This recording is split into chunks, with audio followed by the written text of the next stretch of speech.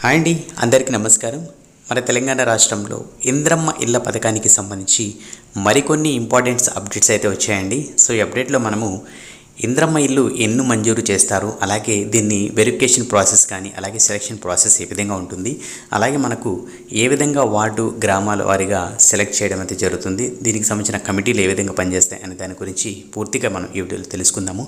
అలాగే ఎవరైతే వీడియో చూస్తున్నారో తప్పకుండా లైక్ చేయండి. మీరు ఇచ్చే లైక్ వల్ల ఈ వీడియో ఇంకో నలుగురికి యూట్యూబ్ ప్రమోట్ చేస్తుంది. అలాగే ఇలాంటి అప్డేట్స్ కోసం మన ఛానల్ని సబ్స్క్రైబ్ అయితే చేసుకోండి.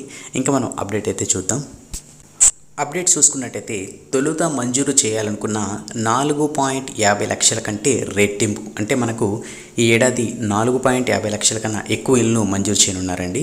అలాగే బిల్లు చెల్లింపునకు గ్రీన్ ఛానల్, అలాగే 5గురితో గ్రామ కమిటీలు. నెక్స్ట్ అర్హుల ఎంపిక 300 degree software satellite geo tagging. ఇళ్ల కమిటీకి అధ్యక్షుడిగా జిల్లా ఇన్ఛార్జ్ మంత్రి, చైర్మన్గా కలెక్టర్ గారు కొనసాగుతారు. నెక్స్ట్ అర్హులైన పేదలందరికీ లబ్ధి చేకూర్చాలని చూస్తున్న ఇంద్రమ్మ ఇంటి పథకంపై రాష్ట్ర ప్రభుత్వం ప్రత్యేక దృష్టి సారించింది. పథకం అమలుకు కావాల్సిన విధి విధానాలు, మార్గదర్శకాలను కొలిక్కి తెచ్చింది.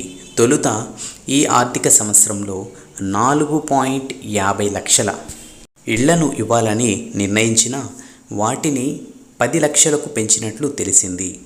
పథకానికి అత్యంత పారదర్శకంగా అమలు చేసేందుకు అప్డేటెడ్ సాఫ్ట్వేర్ వినియోగంతో పాటు గ్రామ స్థాయి నుంచి జిల్లా స్థాయి వరకు కమిటీలను నియమించనుంది. పంచాయతీ కార్యదర్శి, రెవెన్యూ సిబ్బంది, అంగన్వాడీ టీచరు, ఇంకో 2తో కలిపి 5గురితో గ్రామ కమిటీలను వేయనున్నారు. మండల, నియోజకవర్గ, జిల్లా స్థాయి అధికారులతో ఆయా కమిటీలను ఏర్పాటు చేస్తారు. నియోజకవర్గానికి 3,500 చొప్పున రాష్ట్ర వ్యాప్తంగా 4,16,500 ఇళ్లను ఇవ్వాలని, రిజర్వ్ కోటా కింద 33,500 ఇళ్లను ప్రభుత్వం విచక్షణ రిజర్వ్ కోటాలో ఉంచాలని గతంలో భావించింది. ఇప్పుడు 10 లక్షలకు పెంచడంతో ఈ కోటా కూడా పెరగనుంది. అలాగే మనకు డిసెంబర్లో నిర్వహించిన ప్రజాపాలనలో ఇంద్రమ్మ ఇళ్ల పథకం కోసం 82 లక్షల దరఖాస్తులు అయితే రావడం అయితే జరిగింది. వీటిలో పట్టణాల్లో 23.50 లక్షలు, గ్రామాల్లో 58.50 లక్షలు ఉన్నాయి. మొదటి దశలో అంటే ఆర్థిక సంవత్సరంలో సొంత స్థలం ఉన్నవారికి, రెండో దఫాలో స్థలం లేని వారికి ఇవ్వనున్నారు.